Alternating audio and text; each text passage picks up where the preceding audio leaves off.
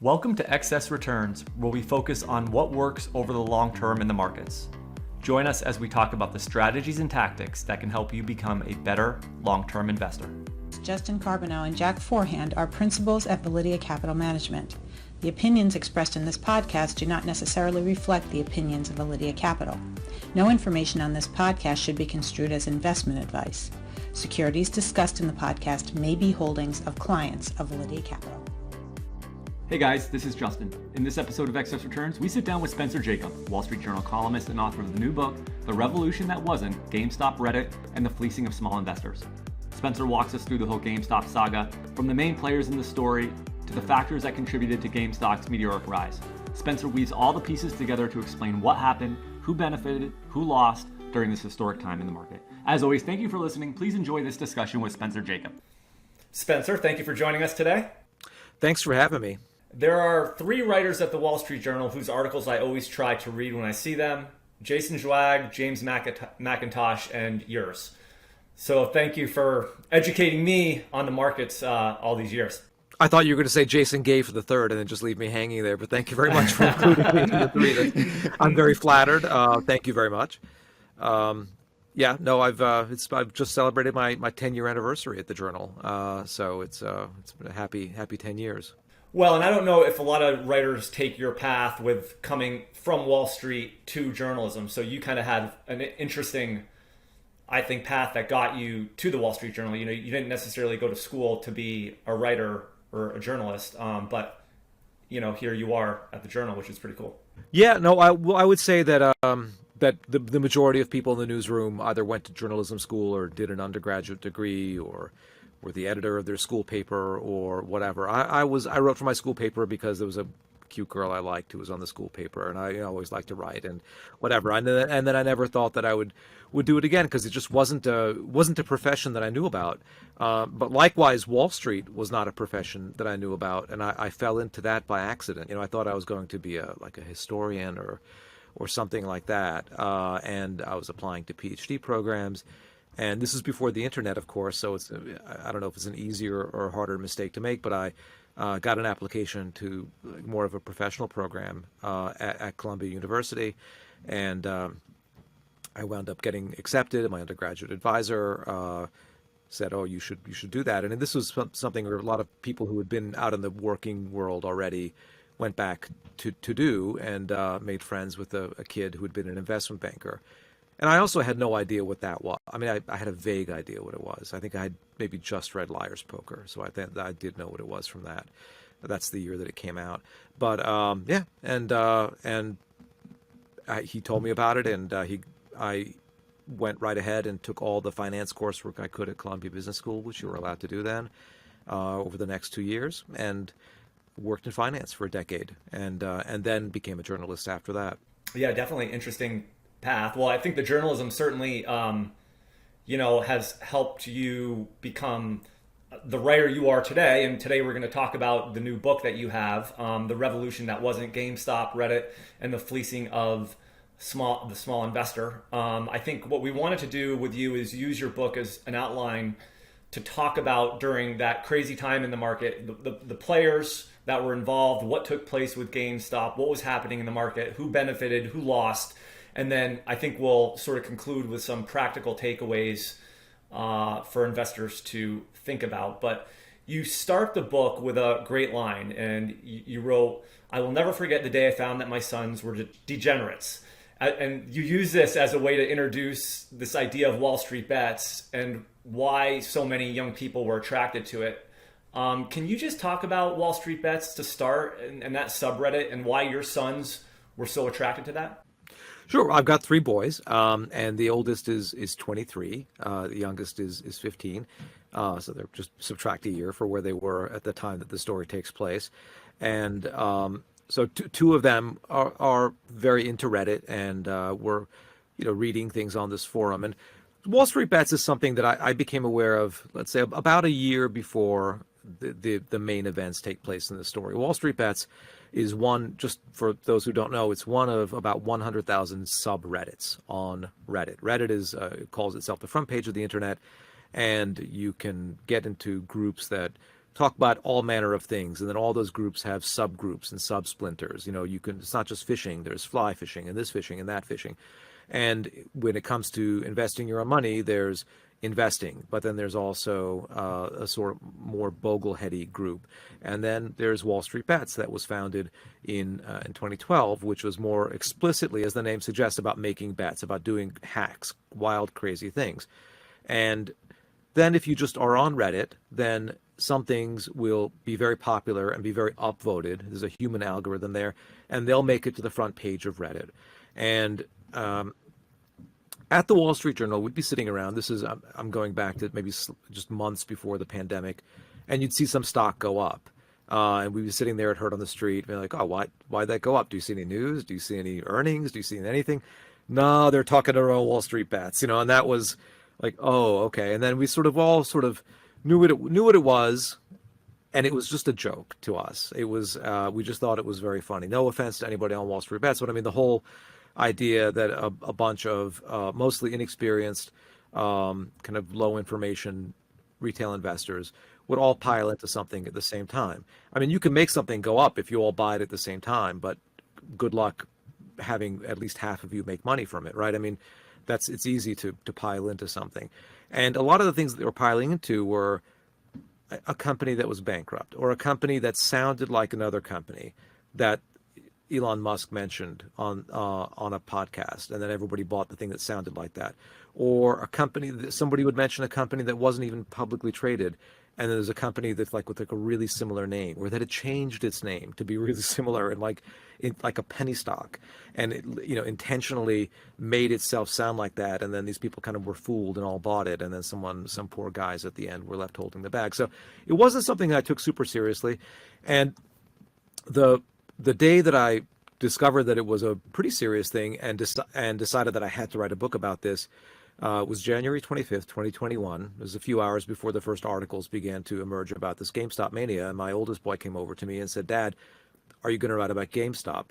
And I mean, he's a smart boy, but he's not super interested in what I do at the Wall Street Journal. I was like, well, why would I write about that? I had driven him there a lot, as a kid and a teenager, and not so much recently because games are digitized and it was kind of a failing business. It was like Blockbuster 3 years before Blockbuster went out of business. And yeah, and then he said, oh, because my friend bought it and he's doubled his money in the last couple of days, and they're talking about it on Wall Street Bets. And so I started reading Wall Street Bets, and 10 minutes of reading, not even 10 minutes of reading, I realized this was something very different, because what they were doing was something that we really have not, like in our lifetimes as investors, seen. You have to go back to your great-grandparents' generation to see what was going on, which was an attempt at a corner. It just doesn't happen anymore because it's just too difficult to do, and a lot of things about it are illegal. But this was a legal, out in the open, broad daylight attempt at a stock corner, which is when you buy up and don't sell as many shares of a company you can that short sellers have targeted, and then try to drive the price to infinity and do it in some cases expressly to hurt them. And so that I knew that was incredible, and I knew that it was going to be a crazy week, and it turned out to be much crazier than I thought. It's crazy. It's like you're seeing it right in front of your eyes through your son's tipping you off to it, and you kind of knew at that point that this is going to get unbelievable. Yeah, I wrote. I had I was like, this. I wrote a book before about all the investors' mistakes that small investors make, and I'd wanted to write a second book for a while, and I had like a couple of kind of 3/4 written book proposals sitting on my computer that I wasn't so happy with, and I just trashed those and sent an email basically 10 minutes after my son told me that to the acquisitions editor at Penguin Random House at Portfolio, the imprint that wound up publishing this book. And thank goodness she responded, and she said, oh no, I haven't heard about that. What, do you have a proposal? I said, no, I heard about this 10 minutes ago. This is happening now. This is going to be a big deal. And of course it was. And then within 2 or 3 days, it was a much bigger deal than that. I mean, it turned into something that politicians were talking about on the left and the right, and late night talk show hosts were talking about. So it turned into a big cultural phenomenon, and it turned into a bitter issue as well. As we try to understand the story here, I think it would be helpful if we could just talk through some of the main factors that were at play and what was going on in that environment at the time. So let me just kind of list some of the things that stood out to us, and then maybe if you could kind of comment on these, I think that would be great. So you had, sort of a mistrust of young people of Wall Street. You had commissions go to zero, mostly driven by, initially by Robinhood, then all the other brokers followed. We obviously had the pandemic and people were home. They couldn't bet on sports. And so, maybe some gamblers or, traders kind of were coming into the market and that. And then you had sort of the incentives of places like Robinhood, both from like what they were doing within the app, but then also sort of this issue with payment for order flow and the rise of sort of option traders as well. So can you just, I know there's a lot of moving pieces, there's a lot of different parties there, but kind of talk to each one of those and kind of help us understand what was going on. And that's one reason this is so interesting, is if you trace the origins of it, the stars really did line up to create the ground for this to happen. I mean, it couldn't have happened in 2015. You had the pandemic. So let's go through the factors. So in 2018, there was a big Supreme Court decision that made sports betting legal in most states. And you already had a very large population of young men who were into daily fantasy sports through their phones, so like DraftKings and things like that. And so they migrated very quickly into actual, what's legally considered gambling on sporting events on their phones through these colorful, intuitive apps. And so there was a real kind of speculative mania. I mean, I have two sons in their 20s and one who's still a teenager. These kids in their 20s, I would say 60% of their cohort is into it. I mean, it's not a small number. And any group of people that get into gambling, that spend a lot of time in a casino, 3 to 4% will develop an addiction. I mean, it's just like with alcohol or anything else that's addictive. There's some people who are going to really overdo it, who really are going to be unable to pull themselves away from it. And then you have the 1-800-GAMBLER and all the commercials and stuff like that. And I guess that helps people, but it is an issue, just like substance abuse.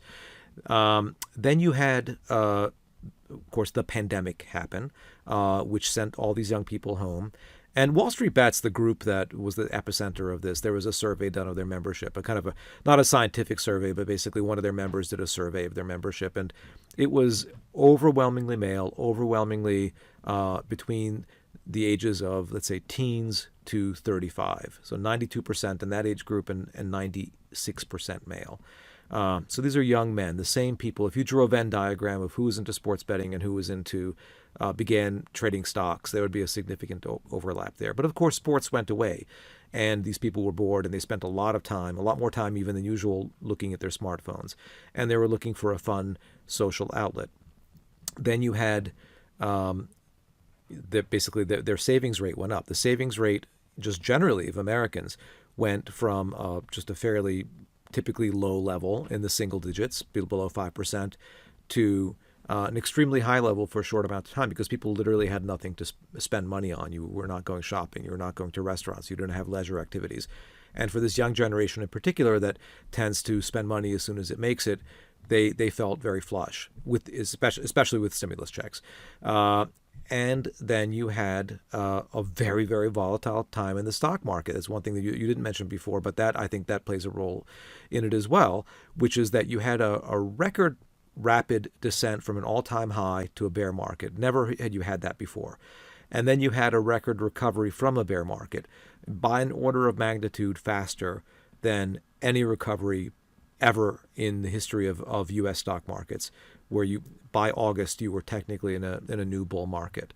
And usually it takes more than a year or a couple of years to surpass the previous high and then be in a new bull market.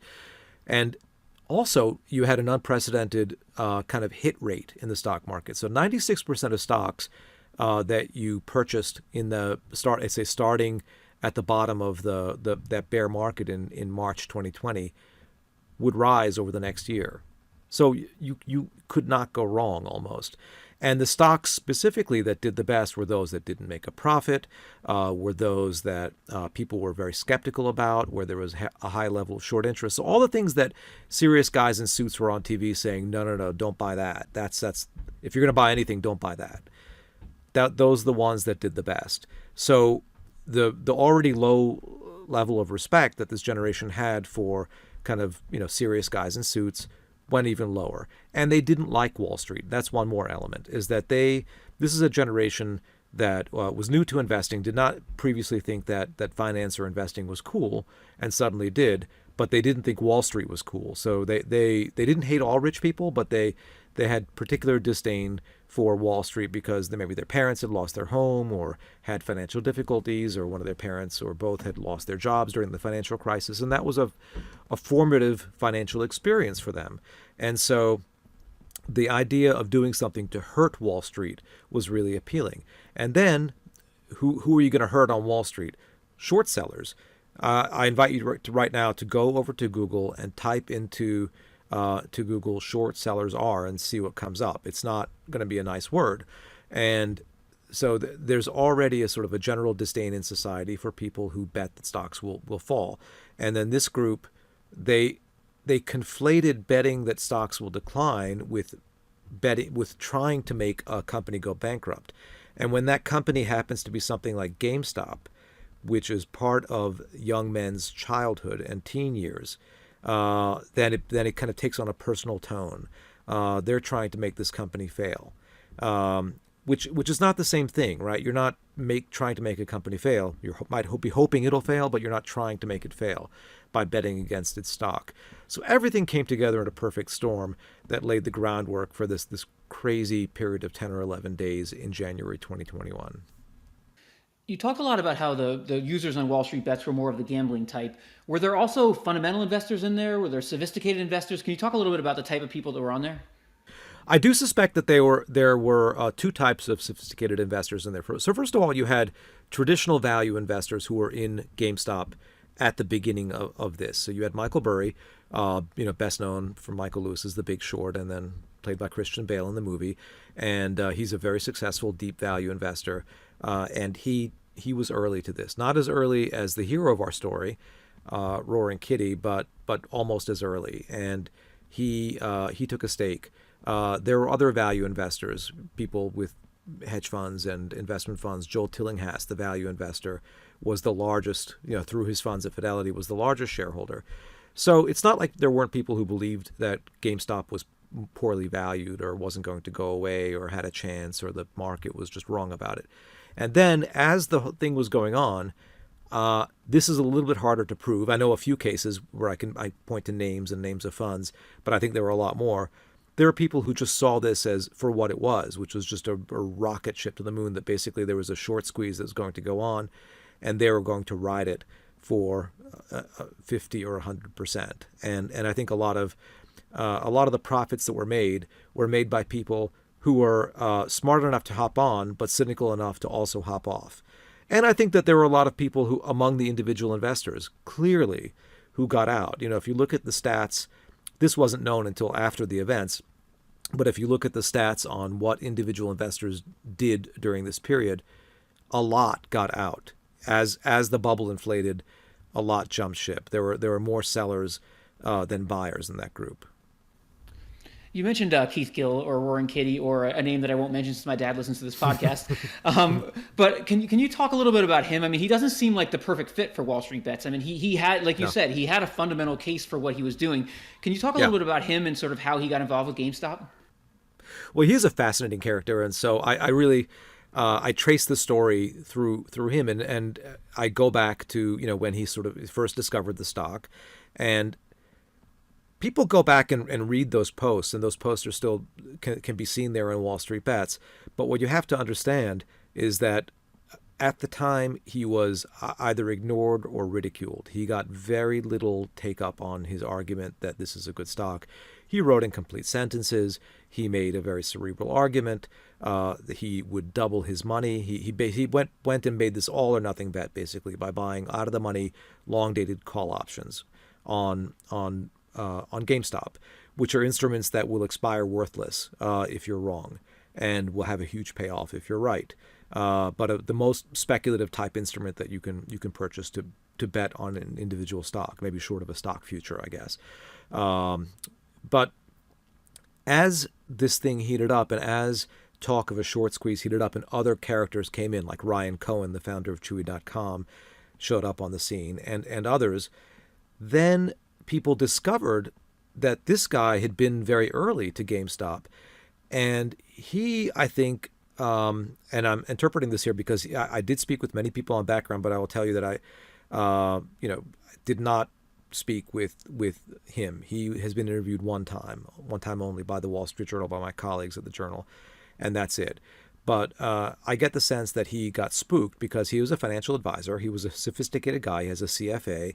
Nobody knew that at the time, but he went from making explicit arguments to buy the stock to, I think there's going to be a short squeeze, and then just posting memes, and then just finally just posting pictures of his E-Trade account with his name obviously not shown. And that was the most effective thing possible. That's which is so interesting about human psychology, is these cerebral arguments as to why you should buy the stock were ignored. But then this sort of, here, look how much money I have, and how much of a gain I have on this gigantic all or nothing bet I made on the stock. And that was hugely influential. And then every day he went from posting it every once in a while at once a month to once a week to once a day. And people saw that he was hanging on.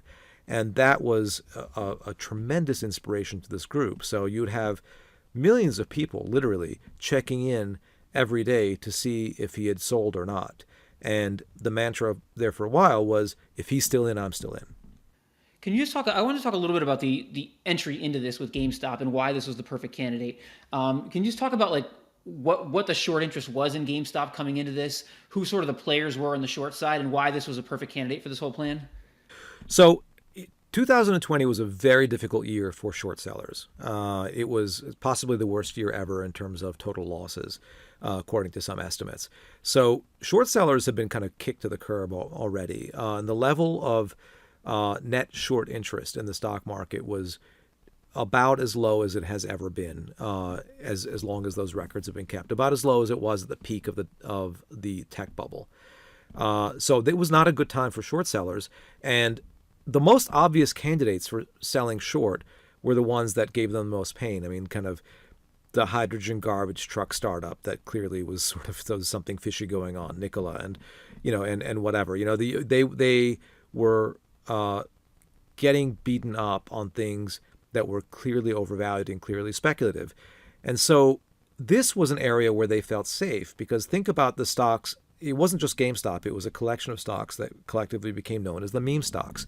And they all had something in common, which was that they all were economically challenged and none of them were glamorous. You had GameStop, which 10 or 15 years ago had been really successful and was just being digitized out of existence.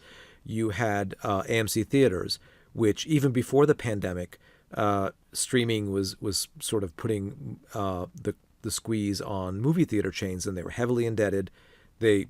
Estimates were that they had maybe 6 months left as a company before they would run out of cash. There was Bed Bath & Beyond, which was being Amazoned out of existence. There was BlackBerry, which was iPhoned out of existence. There was Nokia, which also was, Nokia was BlackBerried out of existence and then iPhoned out of existence. So you had these companies that really were very kind of obvious candidates. But the problem was that people, there are funds out there that are not just fully in the business of short selling, but they always are looking for short selling candidates as part of their strategy. It's a way to get leverage. It's a way to smooth your returns. So one of the funds out there was Melvin Capital, which was one of the most successful hedge funds on Wall Street up until this time.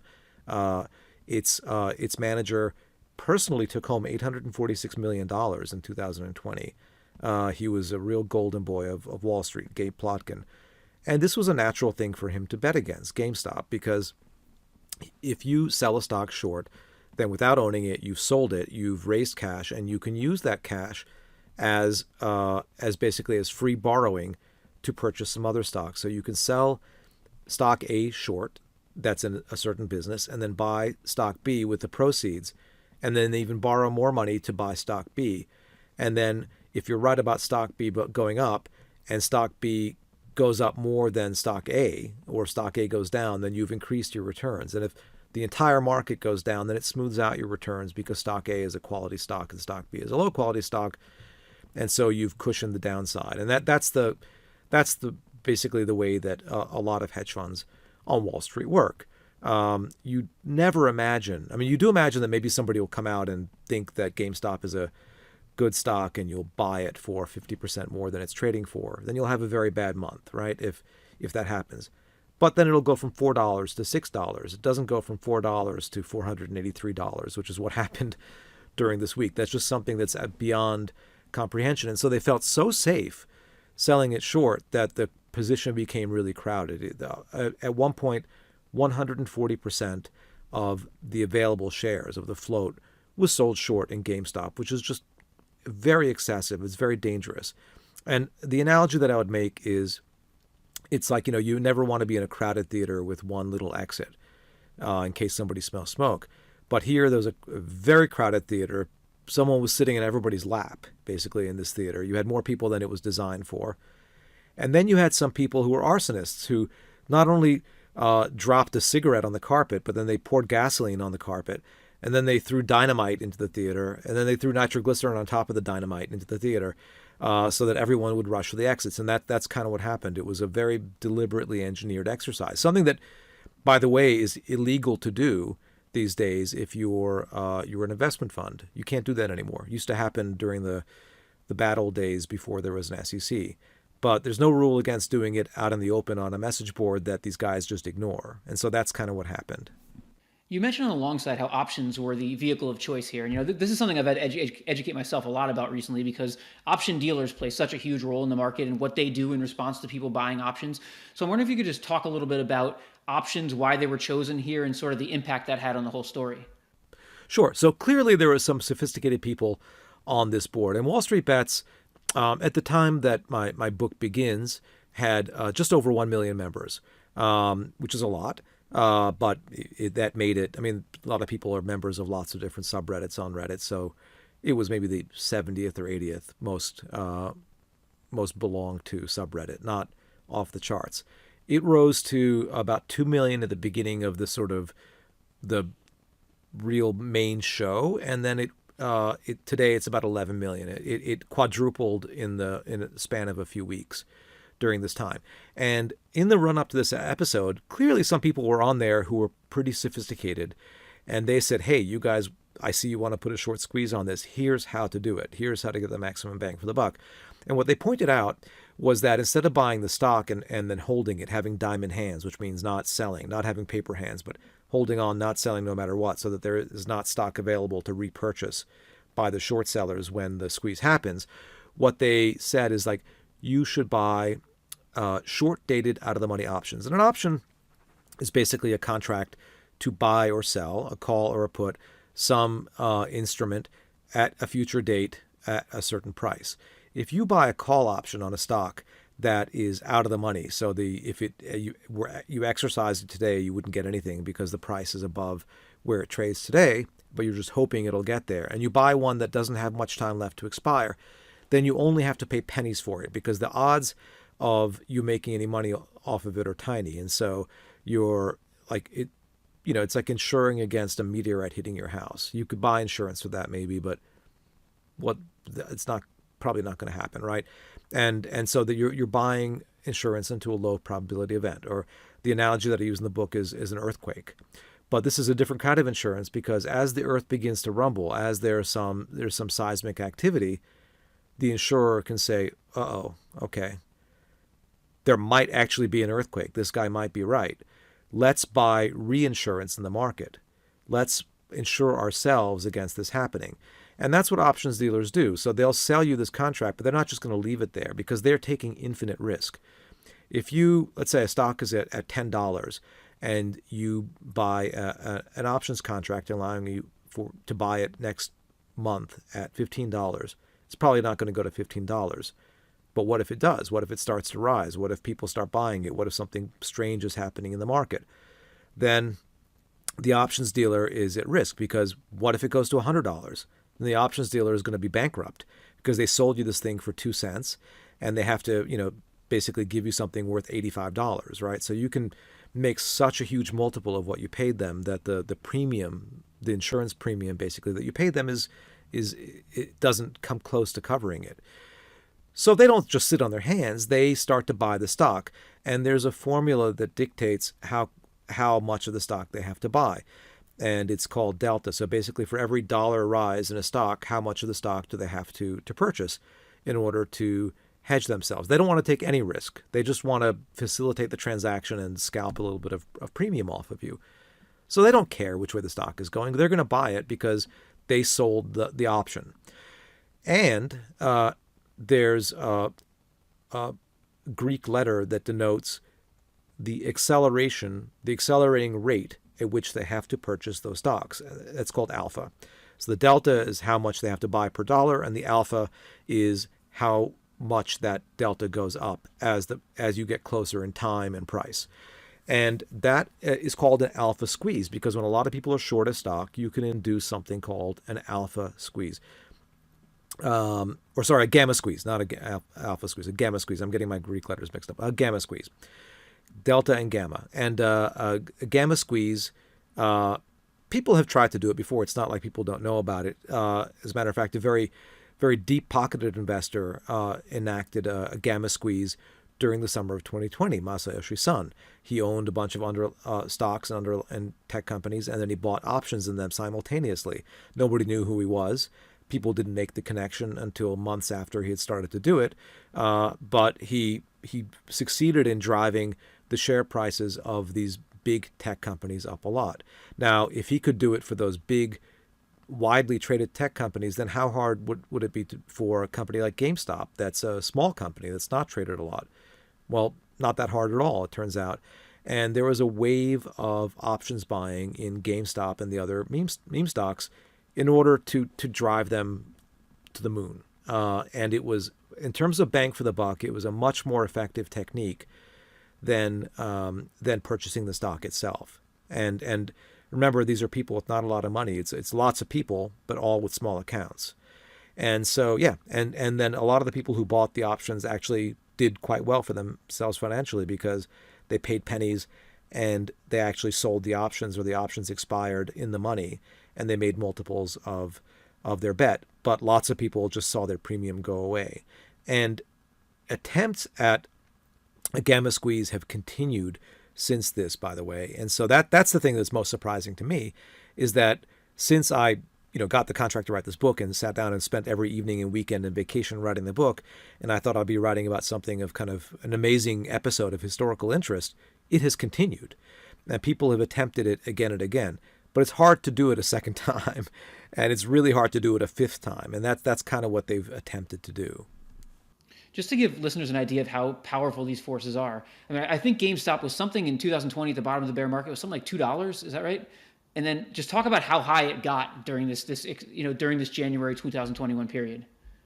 Yeah, it went from a low of $2.17 at the bottom of that bear market to as high intraday as $483 on the 28th of January 2021. So big jump. What amazes me is, I was just in researching this. I hadn't looked at GameStop in forever, and I figured I'd look at it today, and it'd be something like $20. It's still over 100. I mean, GameStop is held up fair. I mean, obviously it's not at the 400 level anymore, but it's held up fairly well, given all these effects.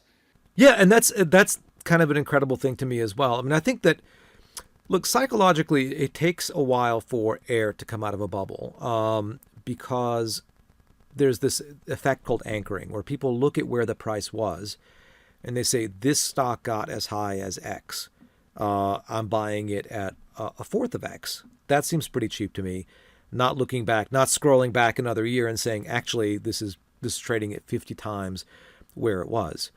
So that's one thing. Another thing is that a couple of these companies, GameStop and AMC, have gone out and raised money. So they have taken advantage, because their shareholder base is two kinds of shareholders today. They have index funds that have to own it no matter what. They're just in there passively. And they have a bunch of retail people who are very enthusiastic about the company, who view it as kind of more a movement than an investment. And those people will buy it not as much stock as you'll sell them, but they'll buy a lot of stock, and they purchased a lot of stock. So when you have especially AMC, but GameStop as well, a financially challenged company, and then you're able to sell shares at a very high price, not really an economically justifiable price, I might add, then your balance sheet looks a lot better. So even though it probably wasn't very smart to buy those shares, whoever bought them, these are newly issued shares, it changes the narrative, because then this company has a lot of money, and it could use that money, properly managed, certainly at least to stay in business and repay its loans, but also to buy something and do something. And it has an enthusiastic group of shareholders, people who buy NFTs and stuff like that are, really lucrative these days, and might be for a little while more. And so, it can get into other verticals. And, when you're selling a JPEG that costs you nothing and you're selling it for a lot of money, that's this pure profit, right? So it is entirely possible, given the proclivities of their investors, that they could get into businesses that are actually much more profitable than selling movie tickets or selling old video games. One of the most interesting parts of the story to me is Keith Gill and some others and their ability to hold. I don't know if you're like me, but if I double my money in a stock, I'm looking ahead for the exits, to make sure I'm too worried about losing those profits. I mean, what was it that allowed them to continue to hold? And can you also talk about, like, at the peak, how much money Keith Gill actually made on this? Sure. Well, I think Keith Gill is a very impressive guy, a really impressive character. I think in a different life, he could be, and I'm only slightly exaggerating, like a Warren Buffett type character, because it's a really rare mindset to come up with an investment thesis and then stick to it. And then when he started out with a bet worth about $53,000. At the peak, intraday, I think it was worth well north of $50 million. So 1,000 times what he had invested. I'll tell you, Justin, the reason that I'm, one of many reasons that I'm not a multimillionaire or a billionaire is that I just couldn't do that. I mean, first of all, if I earned $10 million or $100 million doing something, I'd be like, fine, good, I'm out. I'm going to do something, something else. And some people are much more driven, and they view it as kind of points in life. But at the same time, like, just when it comes to investing, I'm like you. I would have a very difficult time having 100 times my money and not selling. And so he has that rare discipline. Now, the other people on Wall Street Bets, I don't think had that rare discipline. I think that they had an ideology called Diamond Hands, which was, we need to hold on. Everybody needs to hang on to this so that we ruin the lives of these hedge fund managers. And so for them, individually, it was a lot of small amounts of money, and they're like, yeah, sure. And that's how I got into it. That's what got me interested in it. Is my son came to me and told me about his friend, and I spoke to his friend, who said, yeah, I'm not going to sell this stock. I was like, well, I'm not going to hand out financial advice to my son's friends, although I do sometimes, like unsolicited. But I'm like, you doubled your money, and this thing is not worth what it's worth now. And I think it was maybe $60 at the time or something like that.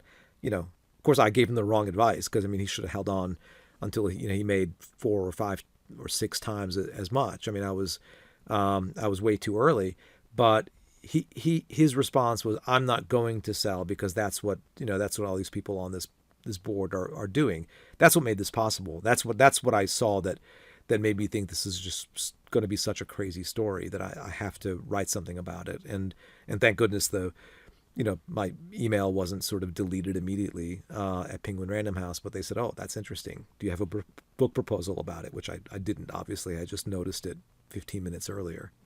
A lot of people attribute the end of this to Robinhood's decision finally to have to halt the stock. And I just wanted to ask you, I know there's a million conspiracy theories about this out there in terms of Ken Griffin, investing in Melvin Capital, and if he helped bail them out, and if that played a role in all this. Did you find any validity to any of that? Do you think Robinhood basically just had a capital call and had to halt the stock, or do you think there was anything behind some of these conspiracy theories? There's no validity at all to the conspiracy theories whatsoever. But in terms of things looking bad, I mean, it's like, kind of being found with a bloody knife and a dead body, and they're like, no, I can explain, and I just picked it up and whatever, right? I mean, like, there's like, it certainly seems awfully convenient. So that I don't know how much further it would have gone. It could have gone on for days or maybe weeks. Maybe GameStop would be worth $4,000 a share, not $400 a share, right? It already was the most traded stock in the world for a few days there. And it was the most valuable company in different indices that it was part of. And, it was causing all kinds of distortions already at the level that it reached.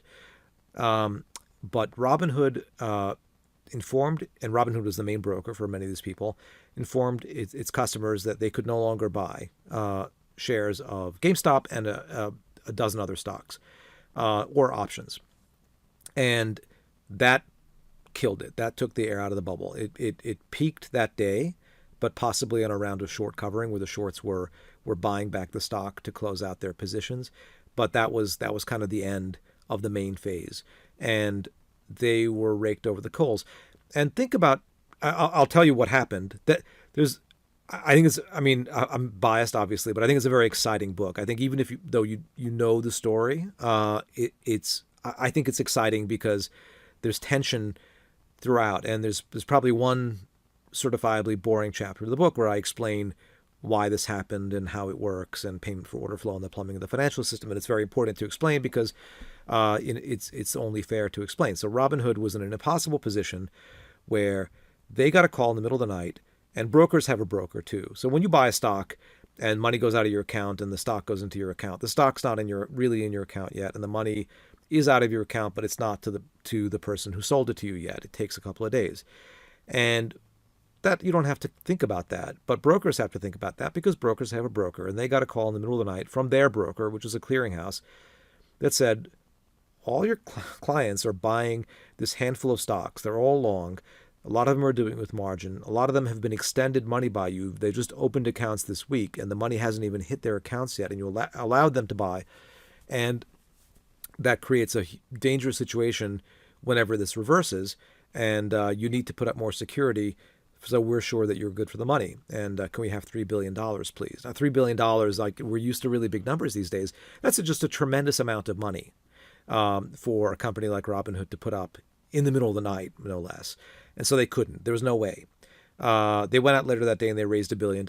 Before they could do that, they went to the clearinghouse and they said, we'll be out of business. We can't do that. How about we don't allow our customers to buy any more of those shares? How much can you cut that cash requirement? And they said it was $700 and something million. I don't remember the exact amount off the top of my head. And that they could just barely do. And then they had to explain to their customers why they did that. And so you're always at a tricky juncture as a financial firm by saying, oh yeah, we're almost out of business. You don't say that. Can be a run on the bank and a run on the brokerage, and your counterparties won't deal with you. And so they didn't initially do a very good job of explaining why. They didn't lie, but they didn't really go into all the gory details either at first. And I don't think, maybe it wouldn't have mattered if they had, because it just seemed too suspicious, because their main counterparty that paid them the lion's share of their revenue was Citadel Securities, a big hedge fund. One of the biggest hedge funds in the world is Citadel, run by the same man, Ken Griffin. Two separate companies, though. Citadel, a couple of days earlier, had injected a couple of $1 billion into Melvin Capital, the main victim of the short sellers. And it took a revenue stake in the company, which meant that it stood to make money if Melvin Capital rebounded as they expected it would. Although Melvin Capital was out of these trades. Melvin Capital, by the end of that day, of the 26th, was out of this trade and was licking its wounds. But it looks really suspicious, right? It looks like the hedge funds, like it was like heads we win, tails you lose, right? And that's how everybody in Washington portrayed it. That's the day the congressional hearings were called. You had AOC, you had Donald Trump Jr., you had Ted Cruz, you had Bernie Sanders, and so on and so forth. And they smelled a rat. And the explanation was just a lot more boring. But to this day, there are all kinds of, some warehouse burned down a few days ago outside Chicago that held some records. And that's part of this conspiracy. It's a cover up. So, yeah. So whenever I write an article and I don't mention it, I don't mention the conspiracy. I get hate mail on social media and at the Wall Street Journal that I'm a shill and I'm part of the plot. And just for the record, guys, I do not own stocks individually. My entire income is from writing stuff like this book or the Wall Street Journal. I don't get paid if stocks go up or down. So I'm not part of a conspiracy, but I don't think any I can explain that a lot, and it doesn't matter. If you look at some of the reviews of my book, some of the 1-star reviews. By the way, if anybody here, I'll just put in a pitch for myself. If any of you have read the book and you like it, and you feel like giving a 3 or 4 or dare I say 5-star review, don't be shy. You'll see a few 1-star reviews out there from people who did not read the book who, think that I'm part of a conspiracy. So maybe you can offset that, if you have a few minutes. But so it is not a conspiracy. That's a long answer to your question. There was not a crime committed. I'm very confident of that. Yeah, you could tell how popular the narrative was, though, by the fact that AOC and Ted Cruz were agreeing with each other, which basically would never happen I don't know if I've ever seen another issue where that's ever happened. Yeah, this is 22 days after the Capitol riots that they're agreeing with each other on this, and Donald Trump Jr. and Josh Hawley, and and the list goes on. Yeah, so and that's what spurred the hearings to be called, and then the hearings were like they were fun, but not by then. I mean, they knew not to push that narrative. I think the staffers, Maxine Waters and whatever, kind of informed them like it wasn't really, they almost ran out of money, whatever, but they still were raked over the coals. They had to make a good show out of it, and it's a shame really that the hearings weren't more substantive because I think retail investors really get the short end of the stick and they get goaded into these things. And so there is very little discussion of that. And that's the real consumer protection issue here, is that you had maybe 10 million young people get into the stock market and get into all kinds of crazy speculation, lured by brokers that profit the more you trade, and people really over trading, which is a clear path to poor results for yourself financially. And where were the regulators? I mean, even the self-regulatory organization, they slapped Robinhood on the wrist for a couple of transgressions, and made them pay some fines. But they really kind of stood idly by while this was happening, and while a lot of other bad things were happening too, that were unhealthy for the for the finances of this new generation of investors. You mentioned this idea that this was sort of retail investors sticking it to Wall Street, and that the title of your book sort of gets at that idea. And I want to read you a quote you had in the book from Alexis Ohanian and get you to respond to it. The quote you had was, "It was a chance for Joe and Jane America, the retail buyers of stock, to flex back and push back on these hedge funds." I mean, do you think in the end that's what happened here? Did retail investors really stick it to Wall Street in this episode? No, they didn't. I'm sure that Alexis Ohanian is well-intentioned.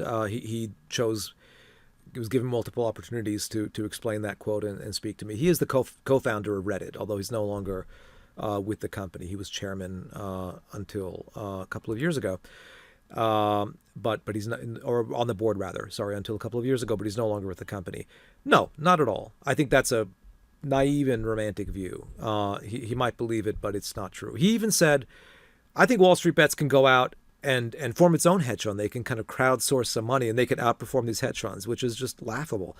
It's hedge funds have a hard enough time, much less, sort of basing what they do. I mean, there have been some exchange traded funds though that have tried to harness the social media buzz. So basically take what's buzzed about on social media and then turn it into an investment strategy. And they've done horribly.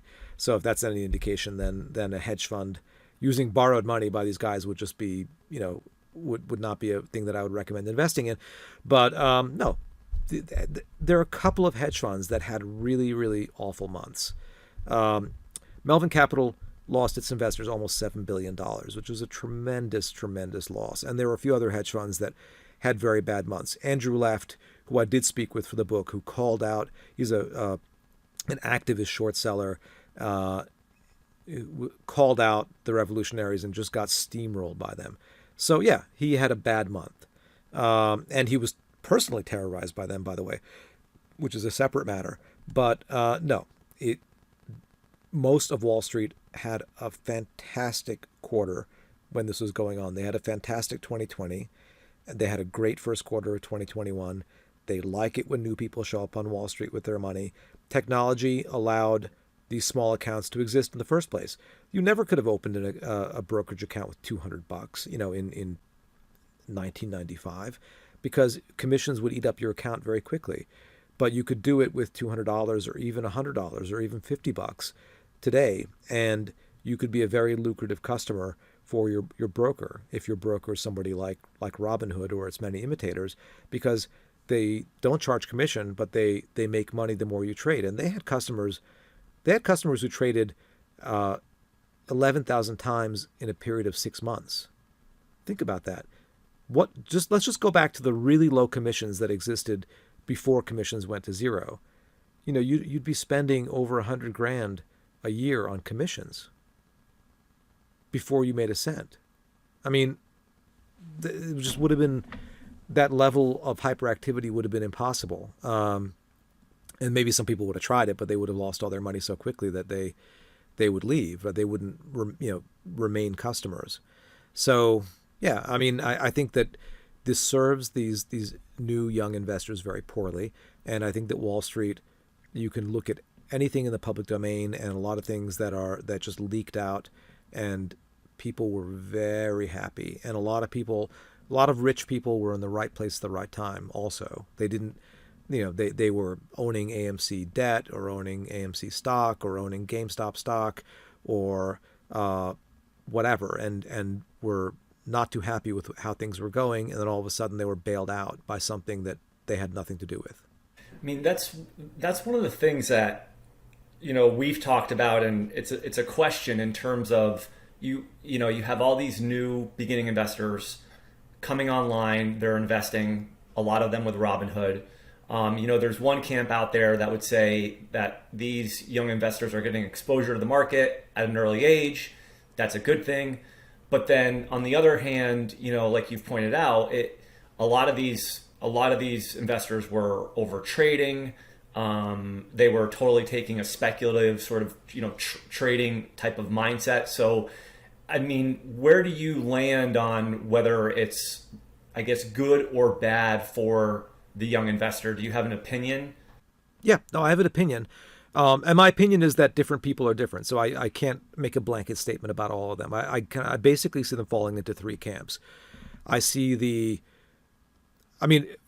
of all, it's good that they opened accounts. They might not have otherwise, were it not for this level of excitement. So engaging with Wall Street and with finance and with the stock market is not a bad thing, on its face, right? You need to invest in something that compounds over the years in order to have a nest egg, right? You could do it by starting your own business or by buying homes or doing whatever, but you need to multiply your money. You're not going to grow a nest egg through addition. You need multiplication. You need that magic of compound interest. So that's good. Some subset of them, I think, will say, boy, was I dumb. I learned my mistake. Maybe they'll even make more mistakes, but then they'll say, you know what, slow and steady wins the race. I think the stock market thing is a good thing. I'm going to invest in more sober things. I'm going to just buy and hold some stocks, or better yet, some index ETFs or mutual funds, and or I'm going to hire a fiduciary to manage my money, and that's the path I'm going to take, and that will stand them in good stead. And the present value of the money lost will pale in comparison to all the money that they make over decades of saving and investing. I'm afraid that that's going to be a small percentage. I hope I'm wrong. I think some percentage of these people will say Wall Street is crooked. This is a conspiracy. They changed the rules. They turned off the buy button. I'm not going to have anything to do with Wall Street. It is a crooked, rotten place. And you think about the generation that began investing during the Roaring '20s. About 10% of Americans own stocks or unit trusts, which is a lot more than they had. Before that, it really had not been something for the general public to be in, because it was just seen as a plaything of crooked rich guys. And that generation, bought stocks on margin, and they were wiped out, and they never got back into stocks. So it was, if you look at stock market turnover, it did not recover to Roaring '20s levels until the 1950s. And by then you had a different generation. So it was different people, basically. getting to the stock market who weren't scarred by that experience. And so that's what I'm afraid of, is that whatever money you might have lost in this, it pales to the amount of money if you're 22 years old or 28 years old that you will lose by not investing. So that's really a shame. And then there's some other subset, I think, and I hope this is a very small subset, that basically is sort of bitten by the bug, and they're like the guy hanging out at the horse track and just taking their paycheck there, and they'll keep trying to find some hack, and they'll be kind of Wall Street's ideal customer, where they'll basically they'll win some and they'll lose some, but in the long run they're not going to win very much money, and they'll wind up, not through commissions anymore, but indirectly they'll wind up enriching Wall Street, and they'll be the sort of the degenerate gambler of Wall Street. And I think most people are going to be that middle category that I described, just be embittered by the whole experience and not engage with Wall Street, or not engage with Wall Street for a long time, and maybe tiptoe back one day. What has been the impact of short selling because of all this? I mean, I think what I've heard is that, short sellers they can be good for the market in terms of keeping things in check. They sort of balance out things, because a lot of short sellers, do deep dive homework and research, and they try to figure out, the stocks that aren't looking good fundamentally and that can go down. So where does that stand today? And, is it a good or bad thing, depending on what the answer is here? Well, short sellers are not angels or altruists, but they serve a vital function in the market. And there times when they are pushed out of the market or curtailed are generally bad times for stocks. Of course, people will point out that short sellers exposed Enron and Valiant and all these other scandals, and you wouldn't have known about them, or you would have known about them much, much later, and much more money would have been sucked into those companies in the absence of short sellers. But it's not just frauds that they point out. They take the opposite view. Without a short seller, there are two views you can take on a stock. I like it and I want to buy it, or I don't like it, I'm not going to buy it. You opt out. You abstain. It's like, the only vote you can have for a candidate is I vote for him or I abstain. You also have to be able to vote against something. And if you don't, then the price will be less correct, and you'll have mispricing in the market. And that's particularly important to retail investors. And that's why it's so ironic that there's this uprising, really, that was a retail uprising, attacked short sellers specifically, because short sellers play that vital role of calling BS on things, of saying that, no, this is really overvalued. I'm going to take the opposite view. I think and short sellers are taking a big risk. They really have to pick their spots carefully, of course, because they face, in theory, unlimited losses if they're wrong, since the stock can go up to infinity, and that represents their downside. So when they're cowed, then there are more mispricings in the market. And the fact that they had such a bad 2020 left in 2021 a lot more mispricings in the market. I mean, I don't have to tell you that there are just a lot of ridiculous investments out there today, a lot of ridiculous things in the stock market and beyond in the world of crypto and what have you. And the inability to bet against it, or the danger of stepping in front of that freight train, that speeding freight train, and betting against it, has allowed those things to go a lot higher than they might normally have in a more balanced market. Just two more questions here before we wrap up. You've been doing, interviews for the promotion of the book. Is there an area of the story that you think is very interesting that you haven't been asked about? So that's a good question. I have been asked about the psychology of the meme stock squeeze, but maybe not like a deep dive into what these apps do that young people are using to get us into trading. I mean, there are all kinds of effects. I'm a student of investor psychology. I've really been interested in it for a long time. I started my career in emerging markets, where I saw a lot of booms and busts, and then I've been a financial journalist for almost 20 years. And I love reading stories about that. I love reading books about that. But those were more about mob psychology and mass psychology. And I learned a lot about how products are designed and how apps are designed, in terms of the colors used, in terms of the layout, in terms of what you see first when you open them up. For example, when you open up Robinhood, you see, oh, this is what's going up and what's going down and what people are trading. Isn't that useful? Well, it's there for a reason. It's there because you see what people have been doing, and young people especially want to know what everybody else is doing, just like you go onto Twitter or Instagram or Facebook and you see what's trending, right? That's there for a reason too, because things that are trending, then that's how things go viral. And there have been studies done about Robinhood specifically showing that there are many crowding events. And I got into that a little bit in the book. I mean, the book is written for, I think it's of interest to people in finance, but it's also of interest to people who are just generally interested in the world and interested in this phenomenon and how to invest their money. So it's written, I thought about my mom and my sister and whatever. And so I didn't want to do a particularly deep dive into any one of these aspects. I do go into it in the book, but I think that this has really sparked an interest in consumer psychology and in social psychology. I feel like I have read a lot more about it. I want to read much more about it because I'm fascinated by influence, by how companies push our buttons psychologically. And I think that companies have learned a lot. So we haven't changed psychologically, and the psychology of markets has not changed. And that's why we'll have the same patterns again and again.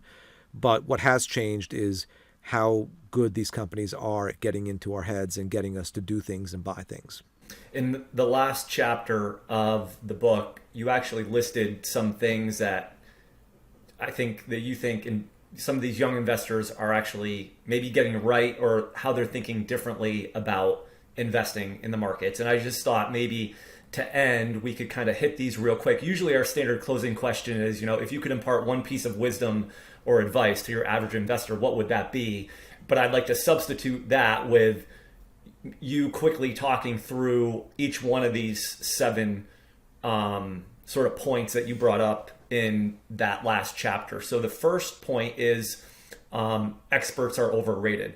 Experts are overrated. If you look at stock market predictions, made publicly, or analysts, and by the way, I was an analyst for many years, and I worked in a large, successful research department. They're basically just a shot in the dark. I think that expert opinion is overrated, and so the skepticism of guys in suits is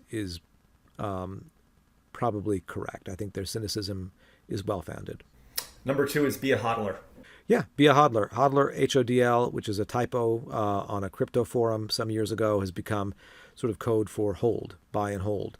And I think, I think long holding periods are very much to your advantage. I think not just long holding periods, though, long periods of inattention. So basically, if you buy some funds and buy some, like a diversified group of stocks and hold them for a long time, you will outperform most investors, just the fact that you have held them for, not just because of the tax advantages of holding things for a long time, but just because, there are scary times and you need to not be shaken out of your positions. You need to, like on days when the Dow is down 1,000 points, you need to just turn off the TV and not check your investments. Those are the worst times to touch your money. And also when all your friends are talking about the hot new thing, hey, 3D printing or whatever the latest flavor of the month is, you need to, maybe I should buy that instead of, the ETF that I own. No, just stick with what you have. You'll almost always be much better off in the long run by the kind of slow and steady strategy.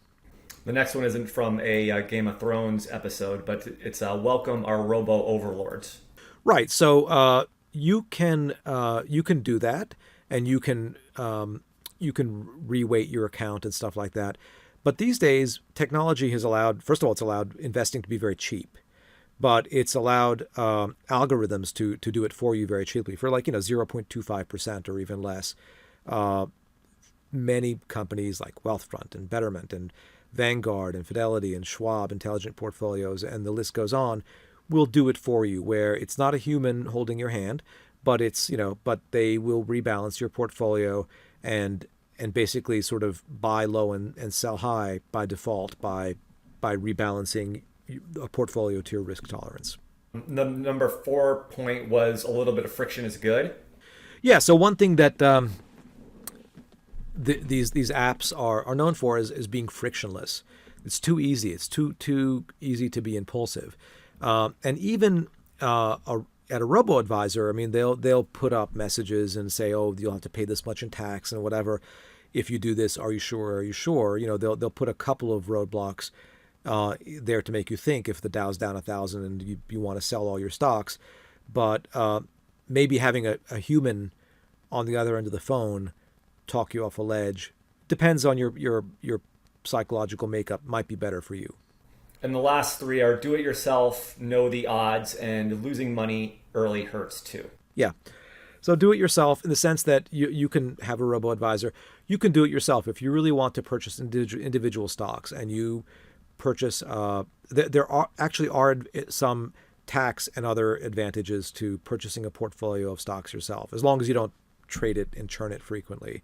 For example, the example that I give in the book is maybe you own ExxonMobil and Kellogg, and then both went down.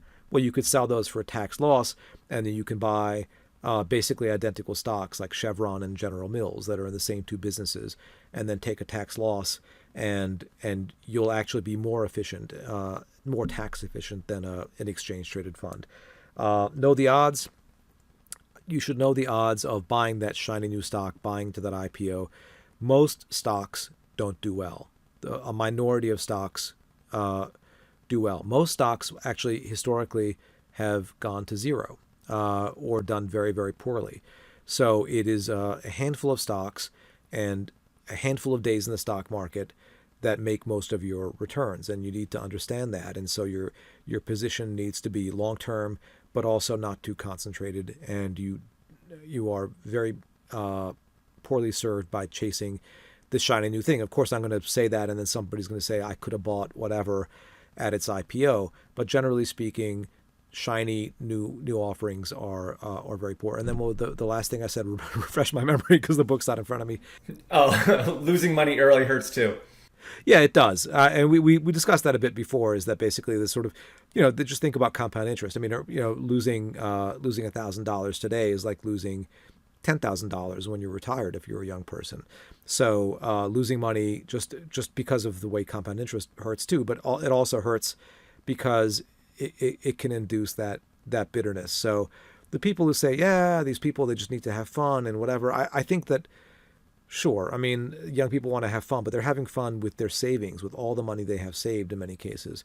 So I don't take too lightly the fact that young people rushed into the market and many of them squandered their money on these meme stocks. I think it does matter, unfortunately. 7 very good and important points. Spencer, I just want to say this has been great. Thank you for joining us. Thank you for helping us and our listeners understand what happened with this story and that crazy wild time in the market. And we wish you all the best with the book. Hey, thanks so much for having me. Hi guys, this is Justin again. Thanks so much for tuning into this episode of Excess Returns. You can follow Jack on Twitter at @PracticalQuant and follow me on Twitter at JJ Carbonneau. If you found this discussion interesting and valuable, please subscribe in either iTunes or on YouTube, or leave a review or a comment. We appreciate it.